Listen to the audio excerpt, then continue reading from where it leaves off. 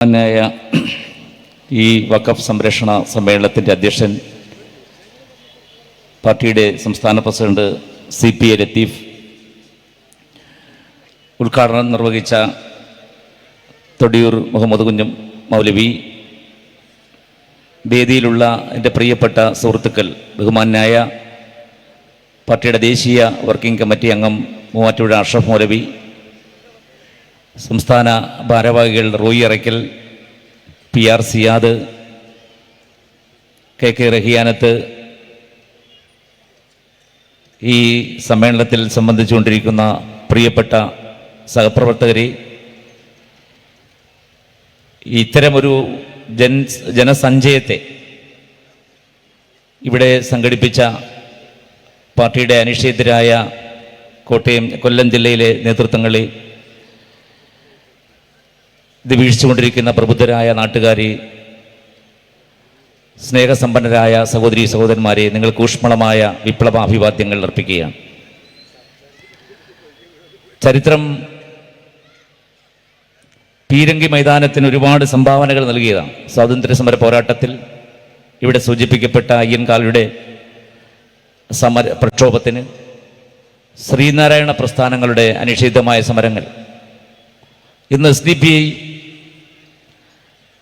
ഫെബ്രുവരി 17 ഈ സായം സന്ധ്യയിൽ ഇത്തരമൊരു സമ്മേളനം സംഘടിപ്പിച്ചതിൻ്റെ പ്രമേയം എന്താണെന്ന് ഇവിടെ വിശദമാക്കപ്പെട്ടു കഴിഞ്ഞു. ഒരു ദിവസം കഴിഞ്ഞാൽ മലപ്പുറത്ത് വീണ്ടും ഒരു 10,000 പങ്കെടുക്കുന്ന പ്രോഗ്രാം നടക്കുകയാണ്.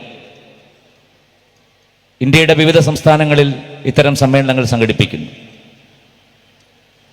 എന്തുകൊണ്ടാണ് SDPI പാർലമെന്റിൽ, രാജ്യസഭയിൽ പാസ്സാക്കപ്പെട്ടൊരു ബില്ലിന്മേൽ നിങ്ങൾ എന്തിനു പ്രതിഷേധിക്കണമെന്ന് ചോദിക്കുന്ന സാമ്പ്രദായിക പാർട്ടികളുണ്ട്, അതിൽ വിശ്വസിക്കുന്ന മുസ്ലിം സമുദായങ്ങളുണ്ട്, അതിൽ പ്രവർത്തിക്കുന്ന ഇതര സാമൂഹ്യ വിഭാഗങ്ങളുണ്ട്.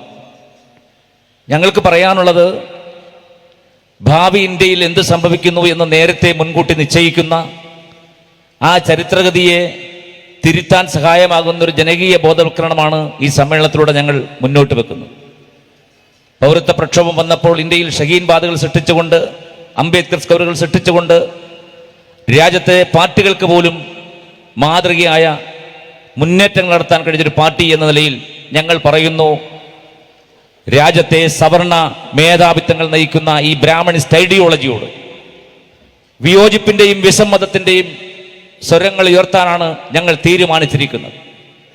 ഭയമില്ലാത്തൊരു ഇന്ത്യ, വിശപ്പില്ലാത്തൊരു ഇന്ത്യ എന്ന മുദ്രാവാക്യം മുന്നോട്ട് വെച്ചുകൊണ്ട് 16 വർഷങ്ങൾക്ക് മുമ്പ് മുന്നോട്ട് വന്നൊരു പ്രസ്ഥാനം എന്താണ് ഇന്ത്യയെക്കുറിച്ച് സംസാരിച്ചത്, അത് ഇന്ത്യയിൽ സംഭവിച്ചു കൊണ്ടിരിക്കുന്നു.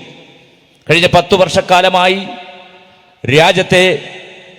ഇന്ത്യ രാജ്യത്തിന്റെ ഭൂരിപക്ഷ സമൂഹത്തെ അടിച്ചമർത്തുന്ന, അവരെ നിരായുധരാക്കുന്ന, അവരുടെ അവകാശങ്ങൾ കവർന്നെടുക്കുന്ന, ഭരണഘടനാപരമായ അവകാശങ്ങൾ പോലും ഇല്ലായ്മ ചെയ്യുന്ന ഒരു ഭരണകൂടത്തോട് വിധേയപ്പെട്ടല്ല, മുട്ടിലിഴഞ്ഞല്ല, നിർഭയത്വത്തോടെ ഇന്ത്യയുടെ തെരുവിൽ പ്രതിഷേധിക്കാനാണ് സോഷ്യൽ ഡെമോക്രാറ്റിക് പാർട്ടി തീരുമാനിച്ചിരിക്കുന്നത്. അത് ഇന്ത്യ രാജ്യത്തെ ഏറ്റവും ശക്തമായ പ്രക്ഷോഭമായി ഉയർന്നു വരും, ഞങ്ങൾക്ക് ഉറപ്പുണ്ട്. കാരണം ചരിത്രം എന്ന് പറയുന്നത്, ഇമ്മാനുവൽ കാന്റ് എന്ന് പറയുന്ന ജർമ്മൻ ചരിത്രകാരൻ പറയുന്നു, മുട്ടിലിഴഞ്ഞ് വരുന്നവരുടെ, വീണുപോയവരുടെ, തോറ്റുപോയവർ സ്വന്തം നട്ടലിൽ എഴുന്നേറ്റ് നിന്ന് രാജ്യത്തവർ അന്തസ് പ്രഖ്യാപിക്കുന്നതാണ് ചരിത്രത്തിൽ റിനൈസൻസ്, നവോത്ഥാനം എങ്കിൽ ഇന്ത്യ രാജ്യത്തൊരു 2ാമത് നവോത്ഥാന സമരമാണ് സോഷ്യൽ ഡെമോക്രാറ്റിക് പാർട്ടി മുന്നോട്ട് വെക്കുന്നത്. അതുകൊണ്ട് ഞങ്ങൾ ചരിത്രം പറഞ്ഞുകൊണ്ടേയിരിക്കും. 5 വർഷത്തിനപ്പുറം, 10 വർഷത്തിനപ്പുറം എന്താണ് സംഭവിക്കാൻ പോകുന്നതെന്ന് പ്രതീകാത്മകമായി അഷ്റഫ് മൗലവി സൂചിപ്പിച്ചു കഴിഞ്ഞു. ഞങ്ങൾക്ക് ആരെയെങ്കിലും നോക്കിയിരിക്കാൻ ഇനി സമയമില്ല. സഖാവ് പിണറായി വിജയനെയോ അല്ലെങ്കിൽ മറ്റേതെങ്കിലും കമ്മ്യൂണിസ്റ്റുകാരെയോ, ഒരു സഖാക്കളെയും ഞങ്ങൾ നോക്കിയിരിക്കുന്നില്ല. ഇന്ത്യയുടെ തെരുവുകളിൽ അധസ്ഥിതരായ 35 കോടി വരുന്ന ഇന്ത്യയിലെ ദളിതരോട്, 20 കോടി വരുന്ന ഇന്ത്യയിലെ മുസ്ലിങ്ങളോട്, രാജ്യത്തെ പാർശ്വവൽകൃതരായ മുഴുവൻ സമൂഹത്തോടും ഇന്ത്യൻ ഭരണഘടന നെഞ്ചിലെത്തിക്കൊണ്ട് തെരുവിലിറങ്ങാൻ ഞങ്ങൾ ആഹ്വാനം ചെയ്യുകയാണ്. കാരണം സ്വന്തം ഭാഗതയെ നിർണ്ണയിക്കാനുള്ള അവകാശം നമുക്കാണ്. ചരിത്രത്തിൽ തോറ്റുപോയൊരു ജനതയാണ് നമ്മൾ. 75 വർഷക്കാലം ഇക്വാലിറ്റിയുടെയും ഫ്രട്ടണിറ്റിയുടെയും ഈ ഭരണഘടന നിലവിൽ നിൽക്കുമ്പോഴും അതിൻ്റെ അന്തസത്തയെ ചോർത്തിക്കളഞ്ഞ ഭരണകൂടങ്ങളാണ് നമ്മളെ നയിച്ചതെങ്കിൽ ഭരണഘടന ഉയർത്തിപ്പിടിച്ചുകൊണ്ട്, ഭരണഘടന നൽകുന്ന അവകാശങ്ങൾ ഉയർത്തിപ്പിടിച്ചുകൊണ്ട് ജനാധിപത്യത്തിന്റെ ഏതറ്റവും വരെയും പോകുന്ന പോരാട്ടങ്ങൾ മുന്നോട്ട് നയിക്കാനാണ് ഞങ്ങൾ തെരുവിലിറങ്ങിയിട്ടുള്ളത്. അതുകൊണ്ട് ഇന്ന് അവസാനിക്കുന്ന ഒരു പോരാട്ടമല്ല, കേവലമായ മുസ്ലിങ്ങളുടെ വിഷയമായി തുടിയൂർ മുഹമ്മദ് കുഞ്ഞ് മൗലവി അടക്കമുള്ളവർ പറഞ്ഞതുപോലെ മുസ്ലിങ്ങളുടെ മാത്രം ഒരു വിഷയമല്ല. ഭൂമിയില്ലാത്തവന്റെ ആത്മാർത്ഥമായ സതുദ്ദേശപരമായിരുന്നെങ്കിൽ കേരളത്തിൽ 5.25 ലക്ഷം ഏക്കർ ഭൂമി രാജ്യത്തെ കുത്തകളുടെ കയ്യിലിരിക്കുന്നു. ഏത് നിമിഷവും ഒരു ഓർഡറിലൂടെ കേരള ഗവൺമെന്റ് തിരിച്ചു പിടിക്കാനുള്ള ഭൂമി കേരളത്തിലുണ്ട്. എങ്കിൽ ലക്ഷക്കണക്കിന് വഖഫിന്റെ അല്ല 100 ഇരട്ടി വഖഫ് സ്വത്തുക്കളുടെ 100 ഇരട്ടി ഇന്ത്യയിൽ അനധികൃതമായി കുത്തകളുടെ കയ്യിലിരിക്കുമ്പോൾ ആ സമ്പത്ത് തിരിച്ചു പിടിക്കാൻ ഗവൺമെന്റ് ഒരു ചെറുവിരൽ അനക്കാൻ ഇരിക്കുമ്പോൾ എന്തിനാണ് രാജ്യത്തെ മുസ്ലിങ്ങൾ, അവരുടെ പൂർവ്വസൂരികൾ രാജ്യത്ത് സംഭാവന ചെയ്ത ഈ വഖഫുകൾ പിടിച്ചെടുക്കാനുള്ള കുതന്ത്രവുമായി മുന്നോട്ട് വരുന്നത് എന്ന് പറഞ്ഞാൽ മുസ്ലിങ്ങളുടെ വേരുകൾ അറുത്തുമാറ്റുക, അവരുടെ ജീവിക്കാനുള്ള ജീവശ്വാസത്തെ ഇല്ലാതാക്കുക. അവർ എവിടെയെങ്കിലും അന്തസ്സോടെ ജീവിക്കുന്നെങ്കിൽ അവിടെ ബുൾഡോസർ രാജ്യമായി വരിക. ഇവിടെ സംഭവിക്കാൻ പോകുന്നതാണ്. കൊല്ലത്തും കേരളത്തിലുമൊക്കെ ഈ നിയമം പാർലമെന്റ് അംഗീകരിച്ചത് നിയമമായി വന്നാൽ രാജ്യത്തിന്റെ തെരുവിൽ എവിടെയും അരക്ഷിതരായി രാജ്യത്തെ മുസ്ലിങ്ങൾ ജീവിക്കേണ്ടി വരും. എന്ന് പറഞ്ഞാൽ ആ സമുദായത്തെ ഡീമോറലൈസ് ചെയ്യുക. ദളിതരെ നേരത്തെ ഡീമോറലൈസ് ചെയ്തു കഴിഞ്ഞു.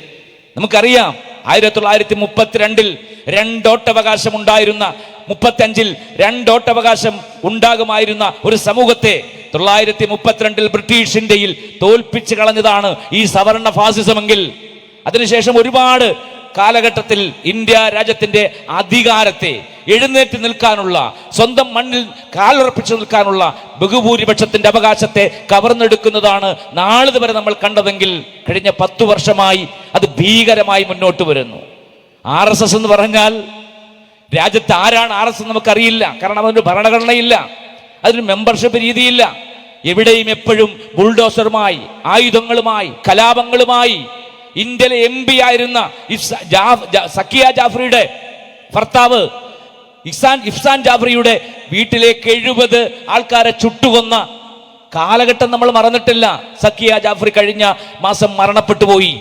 ഇന്ത്യയിലെ ചോരമണക്കുന്ന ഈ രാജ്യത്തെ 100,000 അക്രമ സംഭവങ്ങളിലൂടെ രാജ്യത്തെ ഇല്ലായ്മ ചെയ്യുന്ന RSS ആണ് ഇന്ത്യയിലെ സംഘപരിവാറിന്റെ പിന്തുണയെങ്കിൽ, BJPയുടെ പിൻബലമെങ്കിൽ ഇല്ല. സംഘപരിവാറിനെ ഈ രാജ്യത്ത് തോൽപ്പിക്കാൻ, അവരെ ഈ രാജ്യത്ത് അടിപറ്റിക്കാൻ, അടിപതറിക്കാൻ ഇന്ത്യയിൽ നവോത്ഥാന പ്രസ്ഥാനമായി സോഷ്യൽ ഡെമോക്രാറ്റിക് പാർട്ടിയുണ്ട് എന്ന് ഞങ്ങൾ ആണയിട്ട് പറയുന്നു, അടിവരയിട്ട് പറയുന്നു. അതുകൊണ്ട് സംഘപരിവാറിന്റെ ഏത് ഭീഷണികളെയും, RSSന്റെ ഏത് ഭീഷണികളെയും അതേ നാണയത്തിൽ തിരിച്ചടിക്കുക എന്നതല്ല, ഭരണഘടന ഉയർത്തിപ്പിടിച്ചുകൊണ്ട് തോൽപ്പിക്കാനാണ് നമ്മൾ മുന്നോട്ട് പോകുന്നത്. അതുകൊണ്ട് അനധിവിദൂര ഭാവിയിൽ ഇന്ത്യയിൽ സംഭവിക്കാൻ പോകുന്നത് ജനാധിപത്യ പ്രക്ഷോഭങ്ങളുടെ കുത്തൊഴുക്കായും സമരോത്സുകമായി അഷ്റഫ് മൗലവി പറഞ്ഞതുപോലെ ഇന്ത്യയുടെ തെരുവിലേക്ക് ദളിതൻ വരും. തങ്ങളുടെ മണ്ണ് ചോദിച്ചുകൊണ്ട്, തങ്ങളുടെ ഭൂമി ചോദിച്ചുകൊണ്ട്, വിഭവ അധികാരങ്ങൾ ചോദിച്ചുകൊണ്ട്. ആ വിഭവ അധികാരങ്ങൾ ചോദിക്കുന്ന ഒരു പോരാട്ടം ഇന്ത്യയിൽ നേതൃത്വം കൊടുക്കാൻ പോകുന്ന പ്രസ്ഥാനം ഒരു സംശയവും വേണ്ട, അത് സോഷ്യൽ ഡെമോക്രാറ്റിക് പാർട്ടി ആയിരിക്കും. ഞങ്ങളുടെ പിന്നാലെ നഷ്ടപ്പെട്ടു പോയ പ്രതാപങ്ങൾ, അസ്തമിക്കാൻ പോകുന്ന പ്രതാപങ്ങൾ കണ്ട് കമ്മ്യൂണിസ്റ്റ് പാർട്ടിക്കും മറ്റു പ്രസ്ഥാനങ്ങൾക്കും ഇന്ത്യയിൽ ഞങ്ങളുടെ പിന്നാലെ വരേണ്ട ഗതികേടുണ്ടാകും എന്ന് ഞങ്ങൾ പറയുന്നു. ഞങ്ങളാരെയും അവർ കുറ്റം പറയുകയല്ല, പക്ഷേ ചരിത്രത്തിൽ മുൻപേ നടക്കുന്നവർ എന്ന നിലയിൽ, ചരിത്രം ഏൽപ്പിക്കുന്ന കടമ ഏറ്റെടുക്കുന്നവർ എന്ന നിലയിൽ ഈ പോരാട്ടത്തിൽ ഞങ്ങൾ മുൻപിലുണ്ടാകും. അതുകൊണ്ടാണ് പാർട്ടി സമ്മേളനങ്ങൾ, എന്താണ് കമ്മ്യൂണിസ്റ്റ് പാർട്ടിയുടെ സമ്മേളനങ്ങൾ നടക്കുമ്പോൾ വഖഫ് എന്ന് പറയുന്ന ഒരു പേര് പോലും നമ്മൾ കാണുന്നില്ലല്ലോ. ഭരണഘടനയെ കുറിച്ചൊരു പേര് പോലും, ഭരണഘടനാ സംരക്ഷണം പോലും കാണുന്നില്ലല്ലോ. വായിൽ കൊള്ളാത്ത വർത്തമാനങ്ങൾ പറഞ്ഞുകൊണ്ട് അവർ സമ്മേളനങ്ങൾ നടത്തുന്നു, ജനതയെ അവർ വഞ്ചിക്കുന്നു. പക്ഷെ സോഷ്യൽ ഡെമോക്രാറ്റിക് പാർട്ടി ഒരാഴ്ച കൊണ്ട് പ്ലാൻ ചെയ്ത് ഈ 17-ാം തീയതി ഇത്തരമൊരു സമ്മേളനം നടത്താൻ ഞങ്ങൾക്ക് കഴിയുന്നെങ്കിൽ ഇന്ത്യയെ ത്രസിപ്പിക്കാൻ പോകുന്ന അതിശക്തമായ പ്രക്ഷോഭങ്ങൾക്ക് ഈ രാജ്യം സാക്ഷിയാകാൻ പോകുകയാണ്. അതിന് തെരുവിലേക്ക് ഇറങ്ങാൻ നിർഭയത്വത്തോടെ ഈ ത്രിവർണ്ണ പതാക പിടിച്ചുകൊണ്ട് സാമൂഹ്യ ജനാധിപത്യം ഡോക്ടർ BR അംബേദ്കർ പരാമർശിച്ച ഇന്ത്യയുടെ ഭരണഘടന സമർപ്പിച്ചുകൊണ്ട് 1949 നവംബർ മാസം 25-ന് ഡോക്ടർ അംബേദ്കർ പറഞ്ഞു, രാജ്യത്ത് സാമൂഹിക ജനാധിപത്യമില്ല, എക്കണോമിക് ഡെമോക്രസി ഇല്ല.